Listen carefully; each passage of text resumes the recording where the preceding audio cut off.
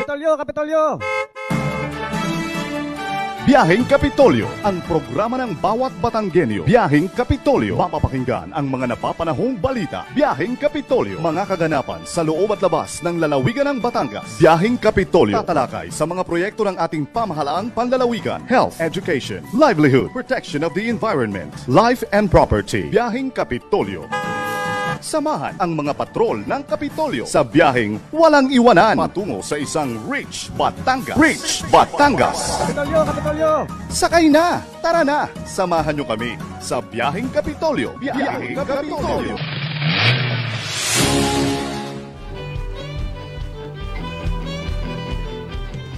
Ayan, magandang umaga Southern Luzon at syempre magandang umaga Mega Batangas. At panibagong araw na naman po ng pagbiyahe ng inyong mga magigiting na kasangga, kaagapay sa paghahatid ng mga napapanahong mga balita at impormasyon dito lamang sa Thursday edition ng opisyal na programang pangradyo ng inyong pamahalaang panlalawigan ng Batangas, ang inyong Biyaheng Kapitolyo. At syempre kami po ay napapakinggan ninyo sa aming live streaming at sa ating mga partner radio stations ngayong araw. At kami po ay broadcasting live and alive dito sa aming PIO Media Center, dito po sa loob ng Health Information Management Building sa Kapitolyo. At kung inyo pong itatanong kung nasaan ito po ay nandito sa katabi ng People's Mansion o yung Museo ng Batangas. Ayan, magandang umaga sa iyo, partner. Yes, good morning Kuya Eds at syempre good morning sa ating mga magigiting na kababayang Batanggenyo. Kumusta po kayo? Kumusta po ang inyong umaga so far? Sa bayan din po tayo nga napapakinggan ngayon sa himpilang 91.9 Air 1 FM at sa ating panibagong partner radio station ang 102.3 FM Tricab Infinite Radio. Araw nga po ng Thursday, September 28, 2023. At muli po ay samahan niyo po kami sa aming pagbiyahe ngayon para sa paghahatid ng mga napapanahong mga kaganapan at tinututukan po dito mismo sa lalawigan ng Batangas at sa ating bansa. Ayan, at nasabi mo nga partner, September 28, patapos na ang Setyembre. Yes, oo, parating na naman ang October na sa Lunes, no? Bilis.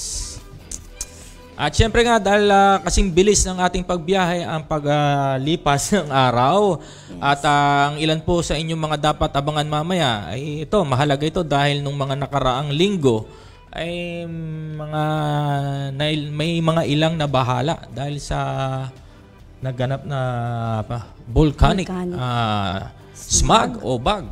Kaya pag-uusapan po natin ang naging hakbang ng pamahalaang panlalawigan patungkol nga sa banta nitong volcanic smog nitong mga nakaraang linggo. Partikular na ang air quality monitoring sa tulong ng ating mga kasamahan dyan sa PGNRO. At ating ngang naimbitahan ang kanilang mga environment specialist para magbigay ng kaaliwanagan, kaalaman ukol dito sa VAG. Yan. Para naman po sa mga may init at pinag-uusapang balita sa ating bansa, Governor Mandanas dumalo po sa groundbreaking ceremony ng Globax Vaccine Plant dyan po sa bayan ng Taysan. At ganoon din po trabaho para sa Bayan Act, pirmado na po ni Pangulong Marcos. Ayan, at sa dyan sa bayan ng Taysan, nakita ko yung perspective. Malaki yung gusali nitong Globax Vaccine Plant dyan nga sa Taysan. So ang lahat po ng iyan, kaya tutok lamang po sa isang oras naming pagbiyahe para sa panibagong edisyon ng inyong programang pangkaalaman, impormasyon at syempre na ang mga pagbabalita. Mga kwentuhan, talakayan na nakalaan po sa public service. Ayan, at syempre po kasama na rin dito ang aming panawagan, ang inyong palang mga panawagan at ang mga pagbati na pwede nyong iparating sa amin to our Facebook. I-chat nyo lamang po ang inyong mga shoutouts at mga pagbati. At speaking na po ng pagbati, ang pagbati po namin ng magandang umaga sa ating mahal na Governor Dodo Mandanas at sa ating Provincial Administrator, Sir Willie Racelis. Lahat po ng mga kasama namin dito sa Provincial Information Office, sa pangunguna po ng aming Information Officer, Miss Ma'am Abel Bihasa, at sa lahat po ng mga kawani ng pamahalaang panlalawigan na nagsisilbi sa mamamayang Batanggenyo ngayong araw na ito. Ayan, pagbati rin po ng magandang umaga sa ating mga taga-sangguniang panlalawigan. Siyempre po sa pangunguna po yan ni Vice Governor Mark Libiste at sa mga board members po ng ating lalawigan. So tuloy-tuloy na tayo ngayong araw sa ating pagbiyaya, Grace. So sa ngalan po ng walang pagod-pagod na ama ng lalawigan ng Batangas, Governor Dodo Mandanas, kami po inyong mga lingkod. Dito po si Edwin Sabarte. At sa ngalan din po ng buong pangkat ng Patrol ng Kapitolyo at ng Provincial Information Office, ito po si Grace Briones. Ayan. So, para po simulan ang ating umaga ngayong araw ay siyempre, pag po tayo ay maglilingkod at ito ay patungkol sa paglilingkod sa mamamayang Batanggenyo, ay siyempre ihihingi natin ng gabay at patnubay. Yes. So, ang ating pong gabay at patnubay sa araw na ito, siyempre, ihahatid ng ating kasama rito, si Ma'am Grace Briones.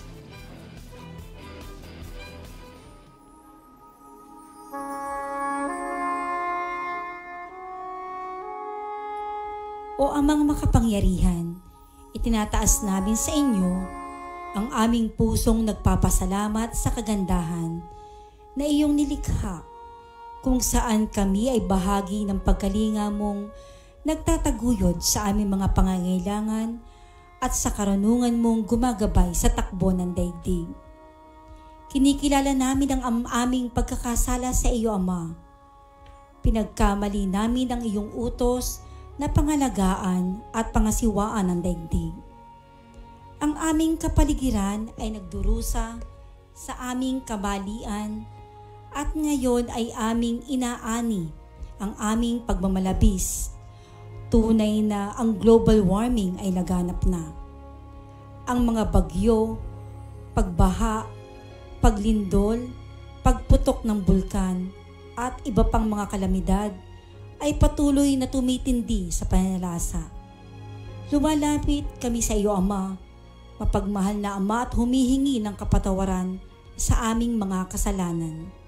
Patuloy kaming humihiling sa inyo na iadya kami sa banta ng mga kalamidad, likas man o kagagawa ng tao. Ingatan mo po kami at patuloy na gabayan at pagkalooban ng mga biyaya na aming kinakailangan sa araw-araw. Ito po ang aming nisamo at dalangin sa ngalan ni Jesus. Amen.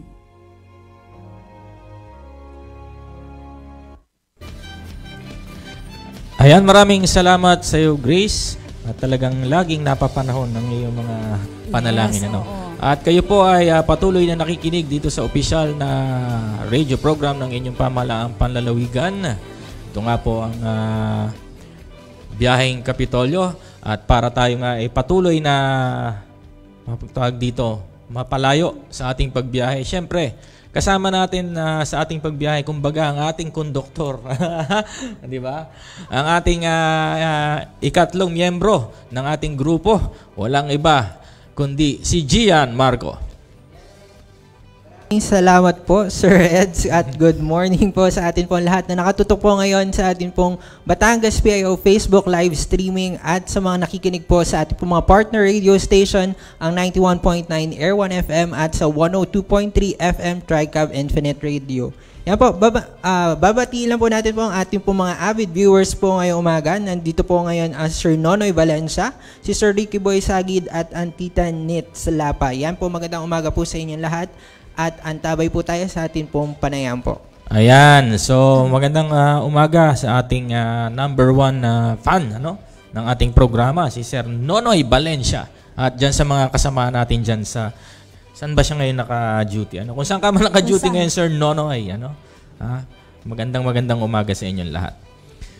So sa ating pong pagbabalik ay kukumustahin po natin ang kalidad ng hangin dito sa lalawigan at nagpapatuloy ba ang banta nitong volcanic smog at ano nga ba ang kasalukuyan lagay ng kapaligiran sa lalawigan. Ang lahat pong iyan ay sasagutin po natin matapos po ang ilang paalala at wag po kayong bibitiw, magbabalik po ang inyong Biyaheng Kapitolyo.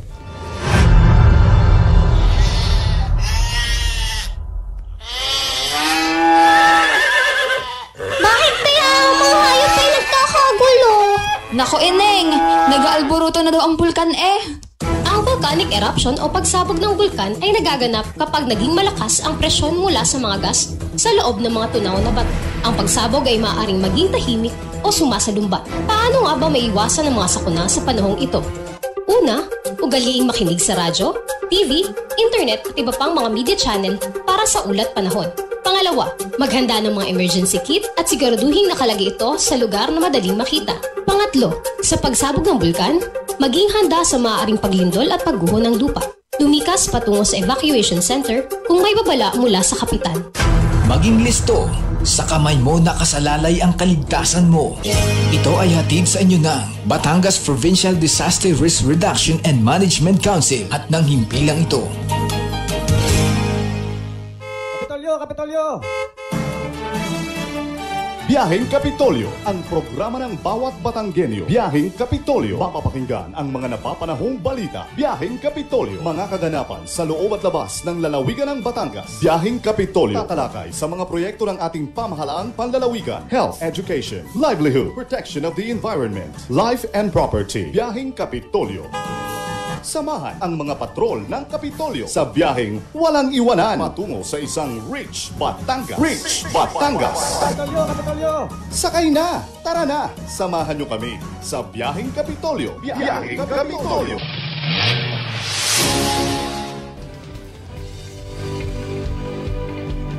Kapitolyo! Ayan, at muli pong nagbabalik ang inyong biyaheng Kapitolyo. At nitong nakaraang linggo nga ay muling nabahala ang lalawigan ng Batangas at mga karatig nitong lugar dahil sa makapal na volcanic smog o bag mula sa Bulkang Taal. At ito naman ay kita natin, no, sa ating mga social media pages. Maraming ang nabahala. Ayon po sa PBOX, ang smog ay parang isang polusyon na resulta ng kombinasyon ng sulfur dioxide mula sa bulkan, oxygen at hamog sa hangin. Maaaring itong makasama sa ating kalusugan, kaya kinakailangan ng iba yung pag-iingat at tamang aksyon. Dahil dito nagkaroon ng serye ng pagpupulong ang pamahalang panlalawigan ng Batangas kasama ang mga city at municipal DRRMOs at patungkol nga sa mga gagawing aksyon patungkol dito. At sa pangunguna nga po ng Provincial Disaster Risk Reduction and Management Office o PDRMO ay agad na mahagi ang pamahalang panlalawigan ng Batangas ng N95 masks sa mga bayan ng Balayan, Tuwi, Nasugbu, Lian at Calatagan. At minirapat naman ng Provincial Government Environment and Natural Resources Office o yung PGNRO na magsagawa ng Air Quality Assessment Test sa bayan ng Agoncillo bilang pagtugon na rin sa kahilingan ng Agoncillo Mayor Cinderella Valenton Reyes nitong nakaraang September 22, 2023. At kaugnay nga po dyan, para po bigyan tayo ng mga kaalaman dito po sa isinagawang air quality monitoring, makakasama po natin ngayong umaga sa ating Thursday Talk si Mama Cheryl Lorraine Aloria, siyang Senior Environment Management Specialist, at ganoon din po si Miss Charisma Ortega and Miss Diane Colin Perez mula po sa Environmental Quality Management Division of PGNRO. Ayan, good morning po Ayan, sa good inyo. morning sa inyong tatlo. Siyempre, Ma'am Cheryl, ikaw yata ang leader ng grupo. No, so, bago kita tanungin at bago dumagsa ang mga katanungan mula sa ating mga viewers, bumati ka muna ng isang magandang umaga sa iyong mga kasamahan at sa siyempre sa mga nanonood sa atin ngayong araw. Magandang araw po sa ating lahat. Binabati ko po ang aming opisina sa PGNRO, lalong-lalo na po ang aming division, ang Environmental Quality Management Division, particularly po ang Batangas Environment Laboratory Section po. Ayan, at nandito nga si Sir Luis kanina at sinisigurong kayo ay nasa mabuting kamay. Ano? Ayan, so magsisimula na po tayo at una po sa lahat, siyempre kukumustahin po natin ang kalidad ng hangin ngayon dito sa ating lalawigan at ano po ba naging resulta ng isinagawang Air Quality Assessment Test dyan sa bayan ng Agoncillo? Nagkaroon po kami nag-conduct po ang PGNRO Batangas Environment Laboratory ng air quality monitoring last September 22 sa 3 sampling stations po sa barangay Barigon, Banyaga at sa populasyon po, nag-comply po siya sa National Ambient Air Quality Guidelines po ng DNR. So, masasabi po natin, nung panahong iyon ay safe po ang ating kalidad ng hangin. Ayan, so makikita po natin yan sa inyong screen, yung test report. So ma'am, maaari niyo bang i-explain ang mga numerical data na yan doon sa mga, syempre, doon sa mga viewers natin na hindi masyadong naiintindihan pa ang mga numerical data o mga parameters na lumabas dyan sa test na yan? Ang test po na isinagawa namin ay sulfur dioxide analysis. Ang resulta po sa Barangay Barigon ay 293 micrograms per normal cubic meters. Sa Barangay Banyaga po ay 206 micrograms per normal cubic meters. Sa Barangay Poblacion ay 118 microgram per normal cubic meters. Masasabi po natin na pasok po ito sa National Ambient Air Quality Guidelines po ng DNR na ang value po ay 340 micrograms per cubic meters po. Ibig sabihin, safe ang maganda ang kalidad ng hangin dito sa lalawigan sa kasalukuyan. Sa bayan po ng Agoncillo. Ayun. So, sa bayan ng Agoncillo. So, kung maganda naman sa bayan ng Agoncillo, siya gano'n na rin yun sa Sir Ed, Karating. clarify ko lang. Yan po yung na-conduct noong September 22.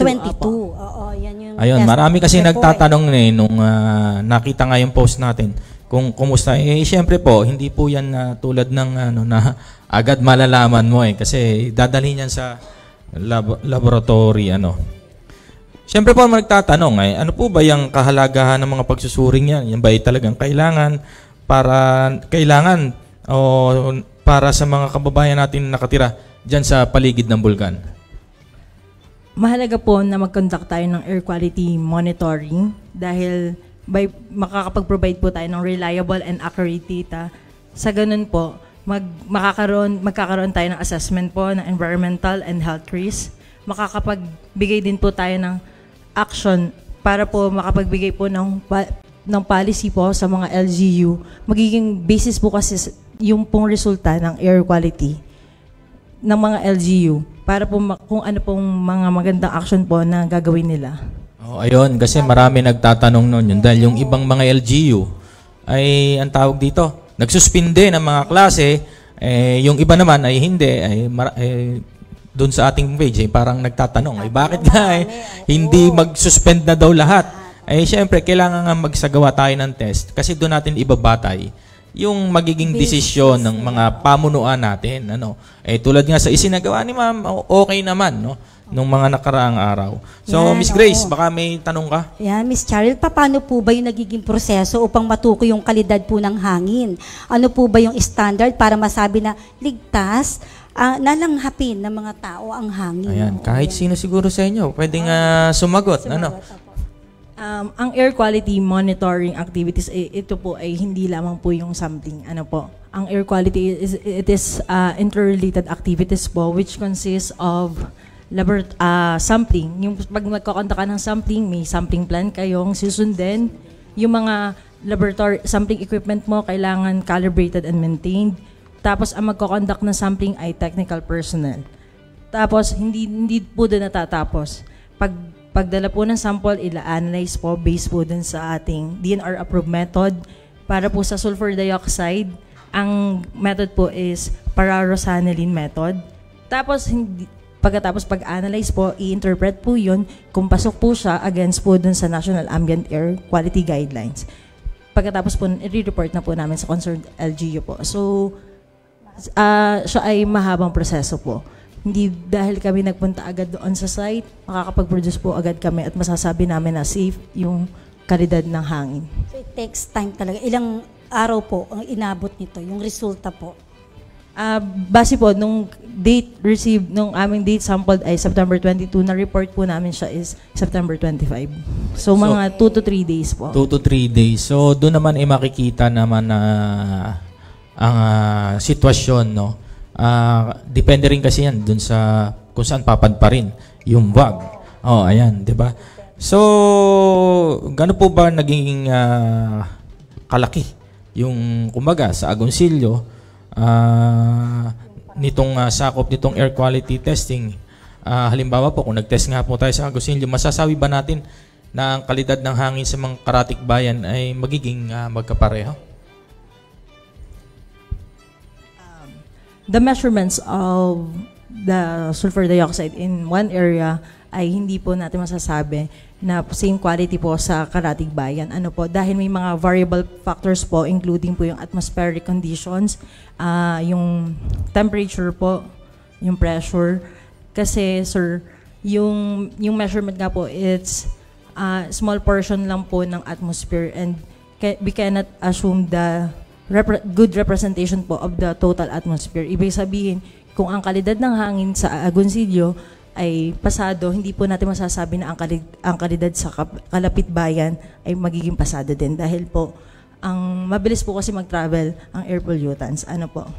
Kumbaga nga, pag minsan madadala lang yan, dadaan, tapos So, ang nangyayari, packets lang tayo dahil yun nga, may kahilingan ng LGU na maniguro na ang air quality ng kanilang lugar ay maganda.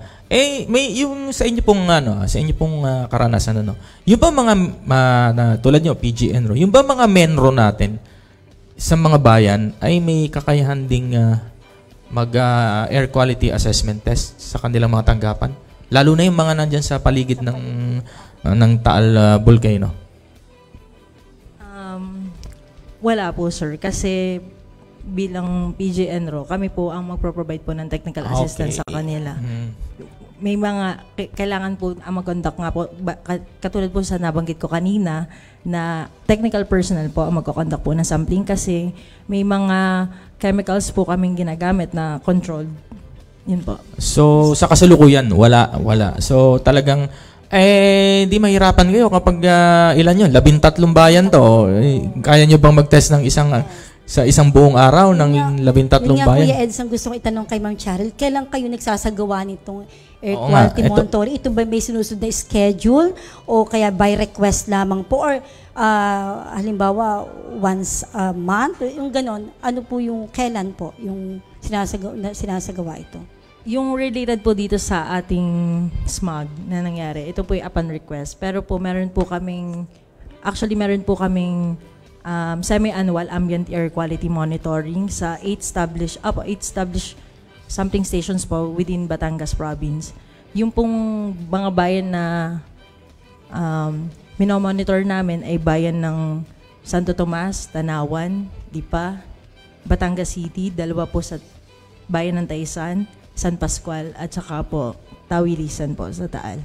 Ayan, parang pansin ko doon sa mga binanggit mo, mataas ang volume ng vehicular traffic, no? Yung mga city, ayun. So, bukod sa air quality monitoring, ano po ba yung ginagawang inisyatibo pa ng ENRO sa mga nararanasan nating makapal na volcanic smog mula nga dito sa Taal? Bali po, patuloy po kami dun sa pakikipag-coordinate po sa mga LGU kung magre-request po sila ng air quality monitoring. Handa naman po ang aming tanggapan. So, yun nga, dahil minsan naging saksi rin tayo doon naman sa water quality testing na isinagawa naman ng inyo ring tanggapan. At tayo nga ay nagkaroon ng special na ulat patungkol diyan. Ayan, at madako tayo doon. Itong sinasagawang water quality assessment testing. Alam ko ito ay may schedule ito, ito yung tuloy-tuloy.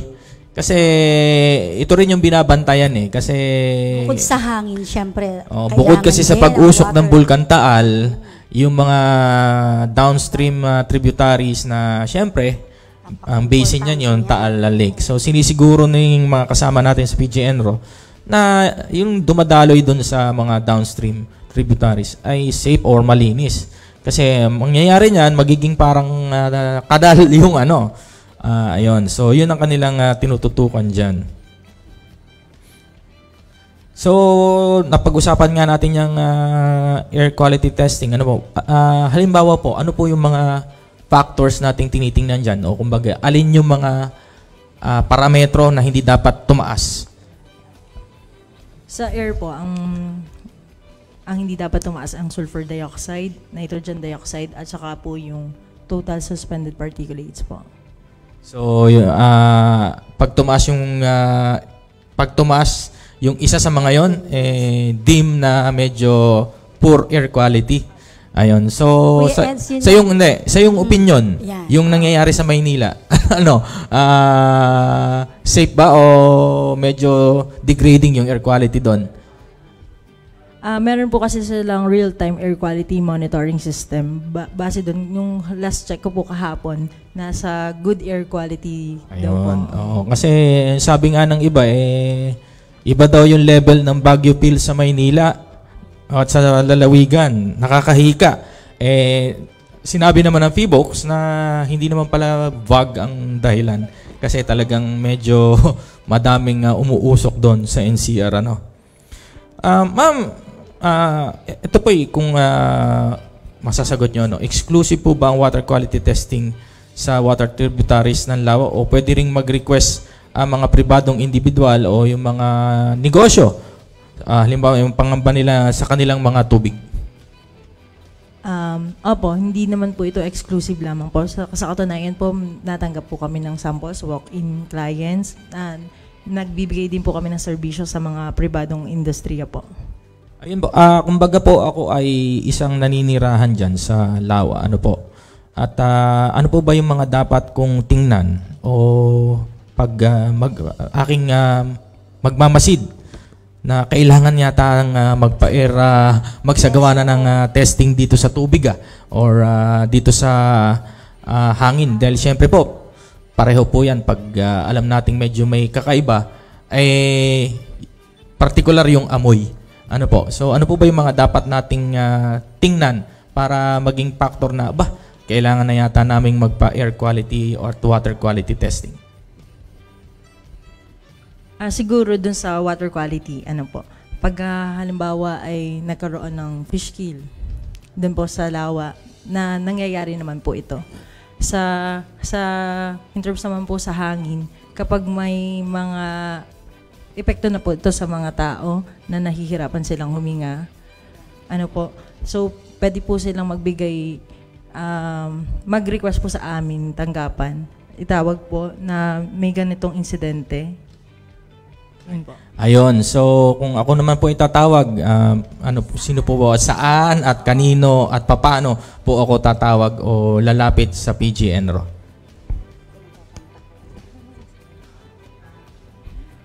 Meron po ang PG Enro, makikita may Facebook page din po ang PG Enro. Pwede po kayong may social media account ang PG Enro. So hanapin niyo na lang si Ma'am si Miss Charil. Kapag kayo ay paglabas nyo ng inyong bahay, medyo kumbaga nga masakit sa ilong, nahihirapan kayong huminga, at ang sa tubig naman nagkakaroon ng fish kill o sudden na pagkakaiba ng kulay at medyo umaamoy, huwag nyo na naman titikman. Ayan. So, maaari po kayong makipag-ugnayan para masiguro ng water quality at air quality sa inyong lugar ay ligtas. Lalong-lalo na dyan sa Talik. Madaming activity ngayon pag hindi nagkakaroon ng pagbabago sa tubig. Ito namang hangin.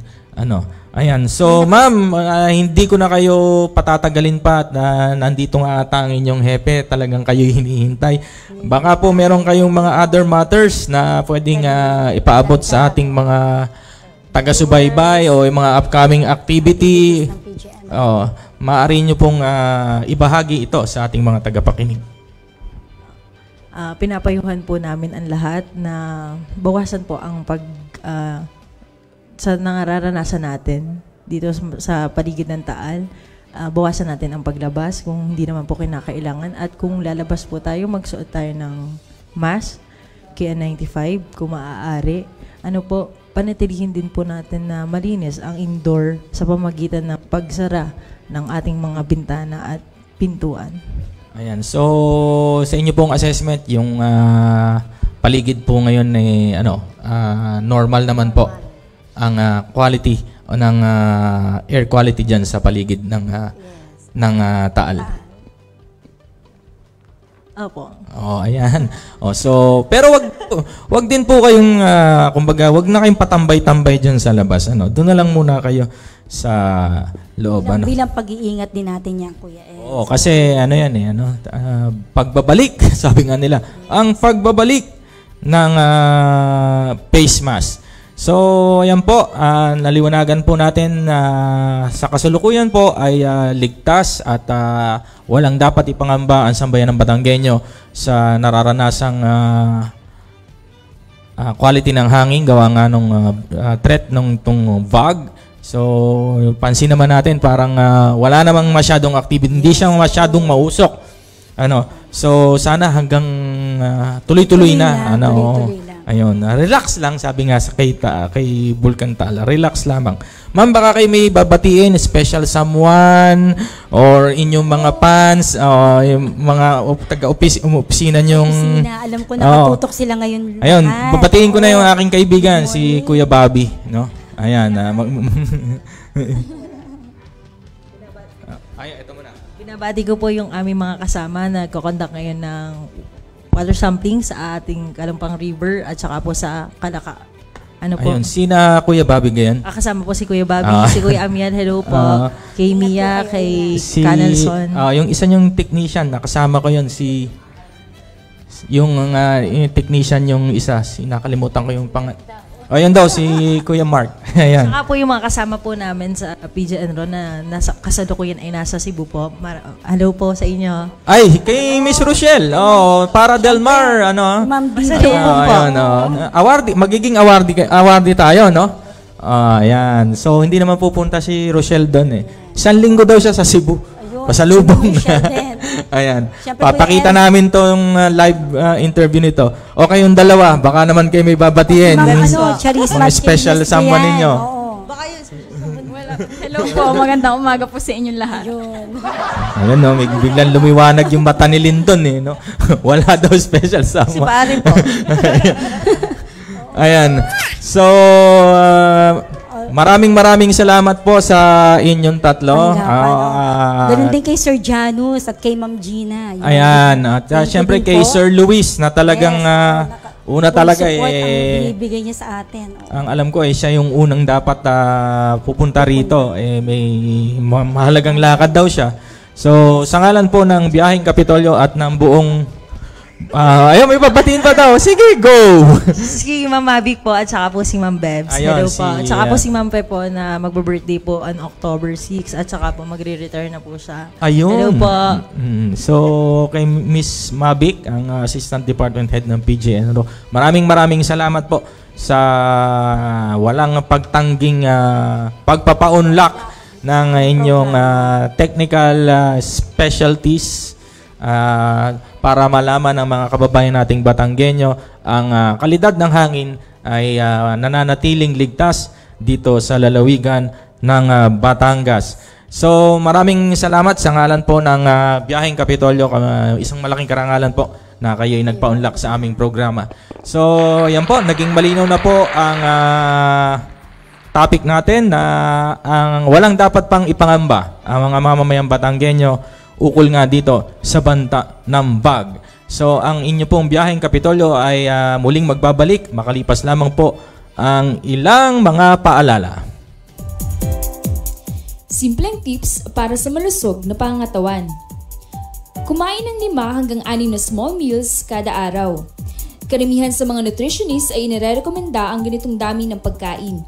Sa ganitong paraan ay mababawasan ng bigla ang pagtaas ng sugar sa katawan at pag-iwas sa pagkain ng madami dahil sa gutom. Uminom ng 8 hanggang 10 baso ng tubig. Ang pag-inom ng tubig ay maaaring makapigil sa pagkakaroon ng kidney infections, kidney stones, migraine, constipation at wrinkles. Nakapagpapalambot at nakapagpapaganda din ito ng balat. Matulog ng 7 hanggang 8 oras kada araw. Ang pagtulog at pagpapahinga ay nakapagpapataas ng energy ng katawan. Umakyat ng 1 hanggang 2 baitang na hagdan bilang exercise. Nakakabuti ang pag-ehersisyo para sa ating puso at kasukasuan. Ang katamtamang pag-ehersisyo ay makakapigil sa diabetes at pagiging obese. Iwasan ang mga hindi healthy at gawain tulad ng paninigarilyo, pag-inom ng alak na nakakasira ng brain cells, paggamit ng mga ipinagbabawal na gamot at sobrang pagkain ng matataba para humaba ang buhay. Kumain ng gulay at prutas upang maiwasan ang pagkakaroon ng heart disease, high cholesterol, high blood pressure, problema sa pagdumi at kidney stones. Ang mga kulay berde na gulay tulad ng pechay, kangkong, talbos ng kamote at repolyo ay nagtataglay ng maraming vitamins at minerals. At ang mga masustansyang prutas naman ay ang saging, mansanas, carrots at kamatis. Tumawa ng 15 minuto kada araw.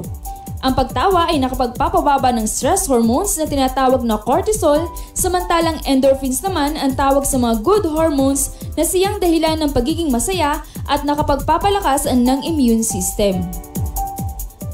Maging masigasig sa trabaho. Pumili ng trabaho na naaayon sa kagustuhan. Magkaroon ng lifetime partner. Ang pagkakaroon ng kapareha na napagsasabihan ng problema ay nakakatanggal ng stress. Palagi nating tandaan, ang kalusugan ay kayamanan.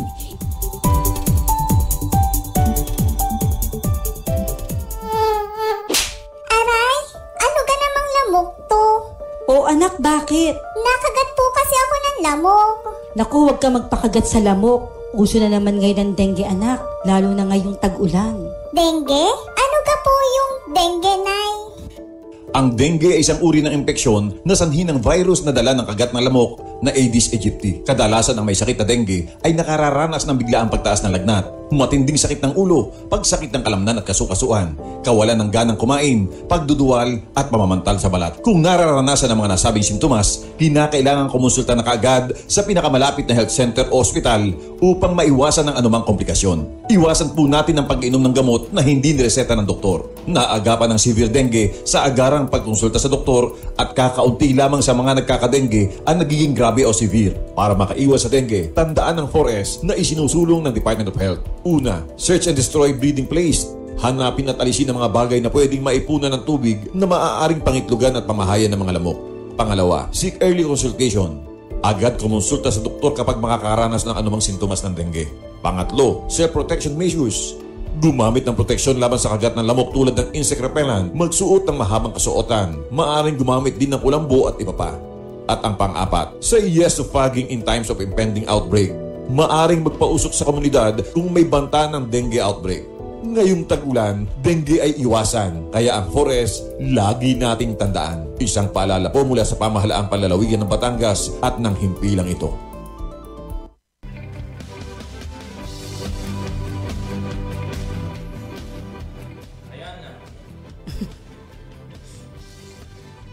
Ayan, at muli pong nagbabalik ang inyong biyaheng Kapitolyo at inyong narinig kanina ang paliwanag ng ating mga kasamaan mula sa PGNRO na sa kasalukuyan ay safe at wala pang dapat ipangamba ang ating mga kababayan ukol naman dyan sa air quality ng ating lalawigan. At para po naman sa ating mga balita na panlalawigan ngayong araw,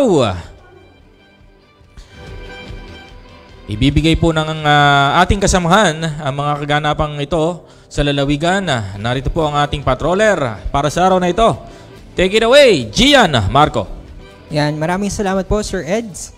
Personal na dumalo bilang isa sa mga panauhing pandangal si Governor Hermelando Mandanas sa isinagawang groundbreaking ceremony ng Glovax Vaccine Plant sa Barangay Mahanajong, Bayan ng Taysan noong ika-27 ng Setyembre 2023. Ang Glovax Vaccine Plant Project ang kauna-unahang pasilidad na itatayo sa bansa para sa paglikha at paggawa ng mga bakuna mula sa kumpanyang Glovax Biotech Corporation.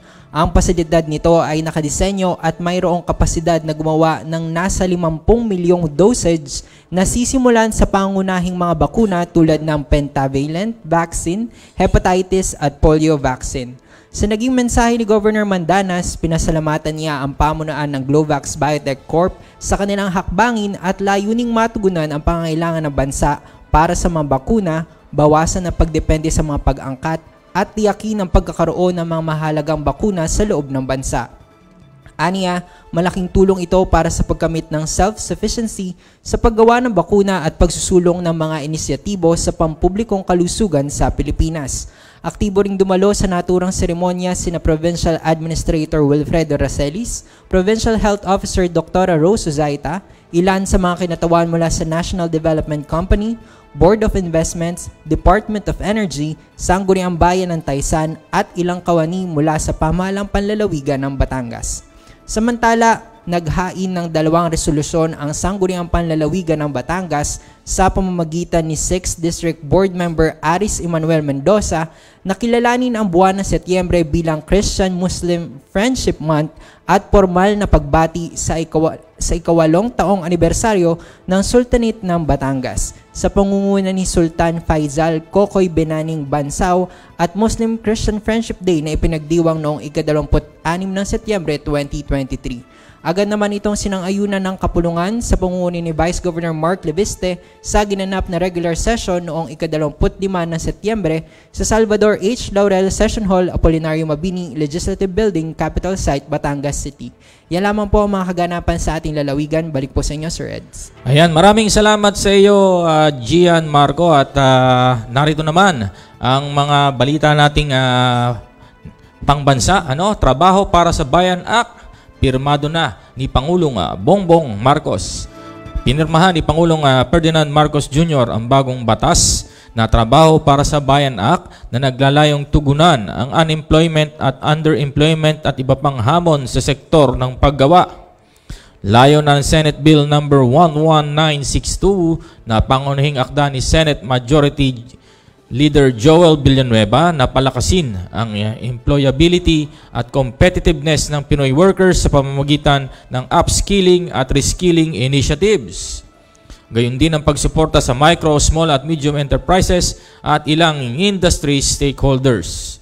Nakasaad din sa Trabaho para sa Bayan Act ng paglikha ng Trabaho para sa Bayan Interagency Council na pamumunuan ng Director General ng National Economic and Development Authority at ang co-chairman nito ang kalihim ng Department of Labor and Employment o DOLE at ang Department of Trade and Industry. Ang mga ahensyang ito ang babalangkas ng isang master plan para sa unemployment at employment generation at recovery. Kaagad namang ipinagutos ni Pangulong Marcos na balangkasin ang implementing rules and regulations para agad na mapakinabangan ito ng mga manggagawa. Ayon pa sa Pangulo, sa pamamagitan ng bagong batas ay mabubuksan sa mga Pilipino ang bagong yugto para sa sapat na dekalidad na trabaho para sa lahat. Sa iba pang mga balita, tablado kay Pangulong Ferdinand Bongbong Marcos Jr. ang mungkahi na pansamantalang bawasan ng buwis sa iniangkat o imported na bigas. Ito ang naging desisyon ng Pangulo sa sectoral meeting sa Malacanang kung saan ipinisinta ng National Economic Development Authority o NEDA ang mungkahing rice tariff reduction. Sinabi ni Marcos na napagdesisyon na nila ng Department of Agriculture o DA at economic managers na hindi napapanahong bawasan ng buwis dahil ang projection sa pandaigdigang presyo ng bigas ay bababa. Ang idinagdag pa ni Pangulo na ang taripa ay ibinababa lamang kapag pataas ang presyo ng produkto. Matatandaan na nirekomenda ng NEDA ang pagbabawas sa taripa sa imported na bigas para mapababa ang presyo sa mga pamilihan. Subalit mariin itong tinututulan ng ilang grupo ng mga magsasaka dahil pakikinabangan lamang umano ng importers habang lalong babagsak ang presyo ng palay. Ayan talagang issue yan, yung pagtaas ng bilihin. Hindi lamang sa bigas, lahat na hata ng pati rekado, pati gasolina, nag-roll back, pero hindi ramdam.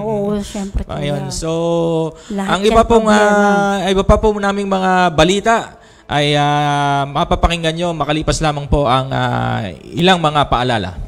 Magbabalik po ang inyo.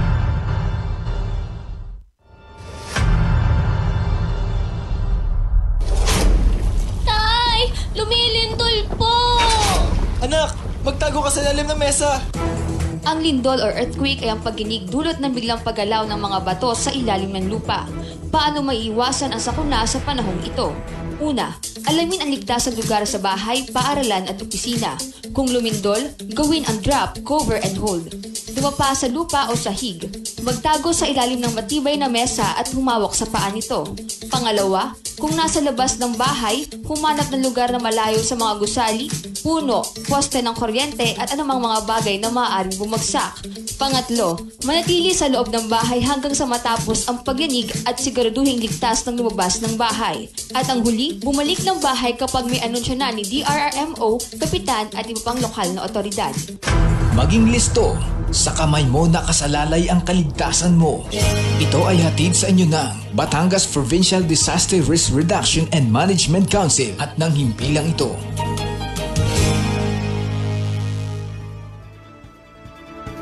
Muli po nagbabalik ang inyong Biyaheng Kapitolyo Thursday edition. Samantala, habang buhay na kulong bill versus agricultural smugglers, approved na sa House of Representatives. Nagbabalik ang ating patroller, Gian Marco. Pinagdibay na sa Kamara sa ikatlo at huling pagbasa ang panukala na mag-aamyenda sa Anti-Agricultural Smuggling Act o ang Republic Act No. 10845 na nagpapataw ng habang buhay na pagkakakulong laban sa mga agri-smugglers. Ang House Bill No. 9284 o ang Anti-Agri-Fishery Commodities and Tobacco Economic Sabotage Act ay nakakuha ng 289 pabor na boto, walang tumutol at wala ring abstensyon. Sa ilalim ng panukala, ang smuggling ng bigas at iba pang produktong agrikultura ay ituturing na economic sabotage sa ilalim ng panukala at magiging habang buhay na pagkakakulong ang parusa rito. Dahil sa kahalagahan na maisabatas ang panukala, pansamantalang itinigil ng Kamara ang pagtalakay sa panukalang 5.768 trillion budget para sa 2024 upang bigyan daan ang botohan. Samantala sa iba pang mga balita, maliliit na private hospitals mapipilitang maningil ng deposito.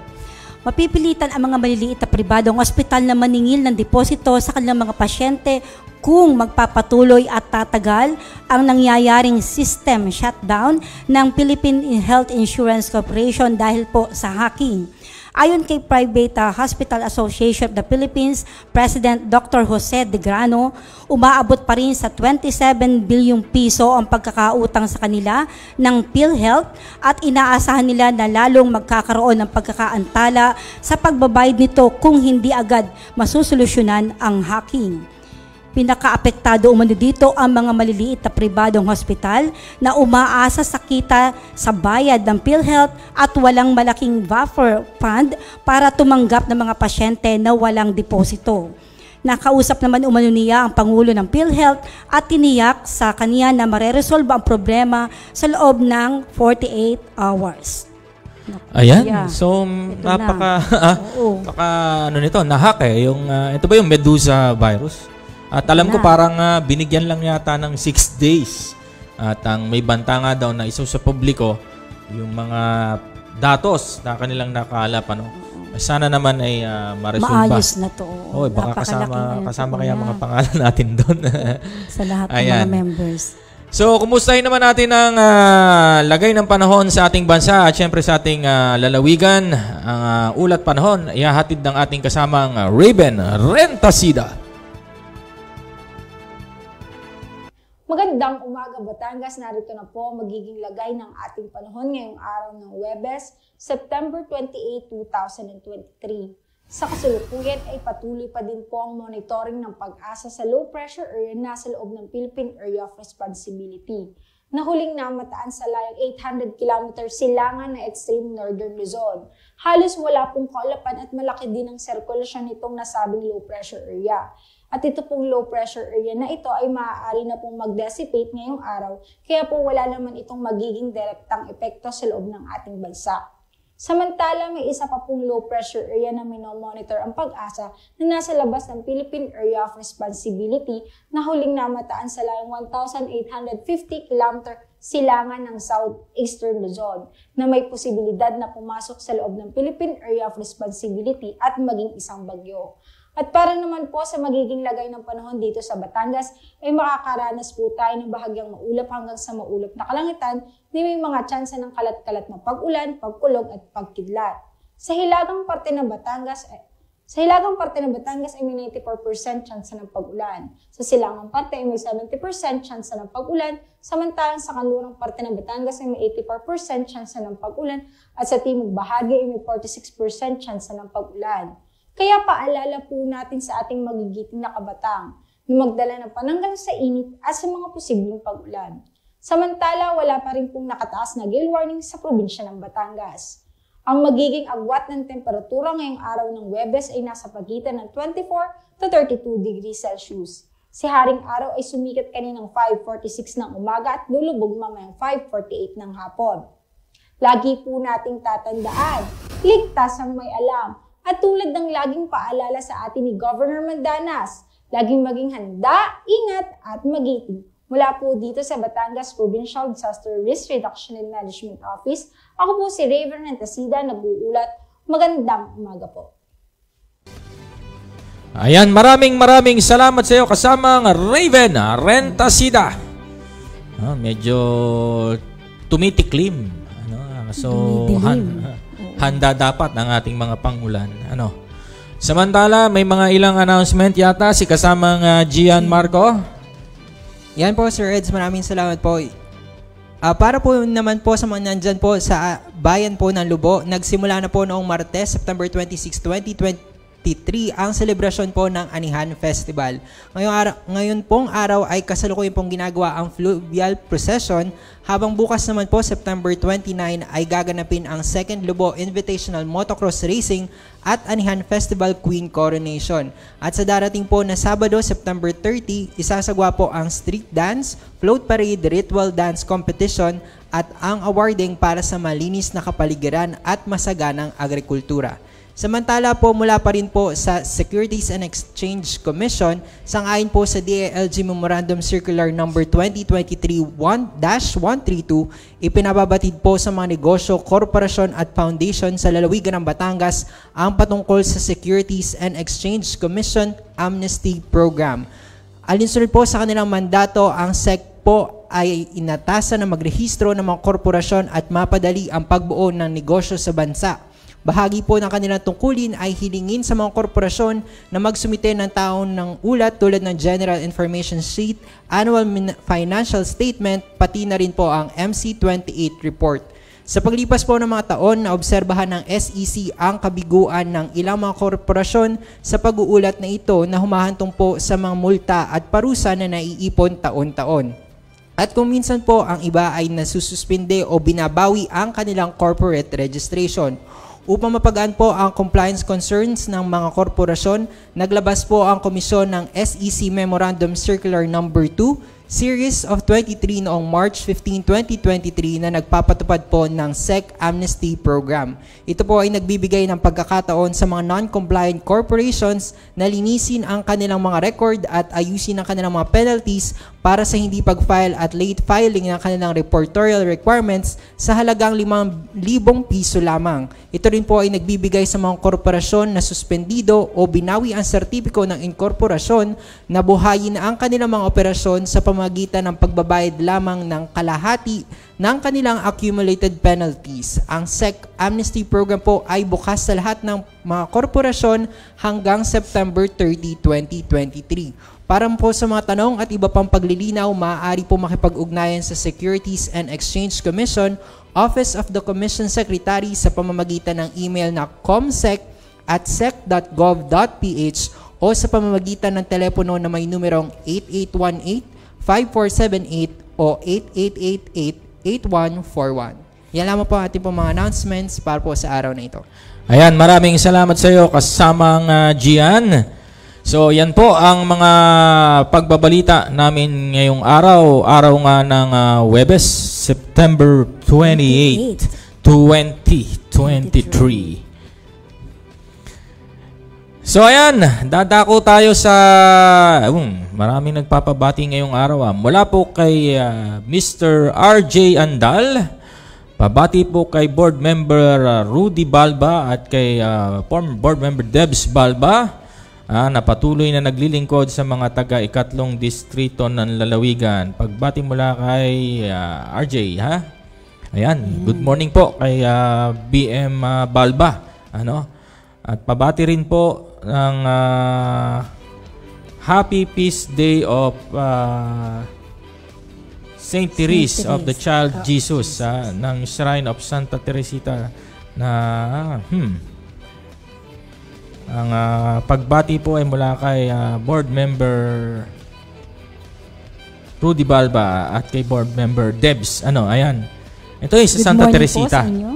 Ayan. Kasi meron din akong Saint Therese. Alam ko yun dyan sa may Lipay. Sa may bayan. Ayan. Miss Grace, baka marami ibabatiin ka dyan. Ang alam ko po ay bukas sasagawa yung OPAG Community Food Market. Ayun, oo. So lahat po ay inaanyayahan na mamaraka. Siyempre, tinutulungan din natin ang ating mga samahan ng magsasaka. At ito nga po ang proyekto ng ating Provincial Agriculture's Office. Ayan at alam ko ang busy-busy dyan, bukod kay Dr. Rod Bautista, yung kanyang trusted lieutenant na si Sir JM. Ayan, si JM Pangilinan. Naku, congratulations. Congratulations. So, dati nating kasama rin yan sa pag-broadcast. Nung panahong una-una, hindi na namin babanggitin. Congratulations sa iyo sa inyong mga kasama at talagang ang galing mong tumiming. Ay talagang payday bukas di ka? Oo, yan naman kuya at sadya ang yan naman talaga para syempre, kailangan namang magtayo tayo diyan ng kailangan. Nakakatuwa naman kasi kahit ako napapabili din ako pag minsan. Yes, syempre babatiin ko na ng advance happy birthday ang ating mga kasamang mag-celebrate ng birthday niya bukas at sa Sabado. Happy birthday. Happy birthday sa kasamang Jason Delica at sa kasamang Hiner Allen Racho. Ayan. Ayan, ako. Yan. Magkakasunod dyan So, happy birthday sa inyong dalawa. Baka naman, paring Jason. So, ikaw ba, may babatiin ka pa ba? Yan, advance happy birthday sa aking cousin, si Kuya Danny. So, mag-iingat ikaw, Kuya Danny. Happy birthday. Ayan, nanonood ba si LP ngayon? Binabati namin si kasamang LP. Kung nanonood ka naman dyan sa New Zealand. Siyempre, ganun din kay Jim. Ayan naman, pinaalala mo yan. Napatingin naman ng ating kasamang Millicent, ang mami. Jim, love daw, sabi ng iyong mami. Siyempre, ang Kuya Eric, laging nakatutok din sa atin. Good morning kasamang din sa iyo, Eric. Kuya Eric. Talagang Australia, New Zealand, at Canada. Mga TFC. So, ang oras po, 1 minuto bago po sumapit ang 10:30 ng umaga.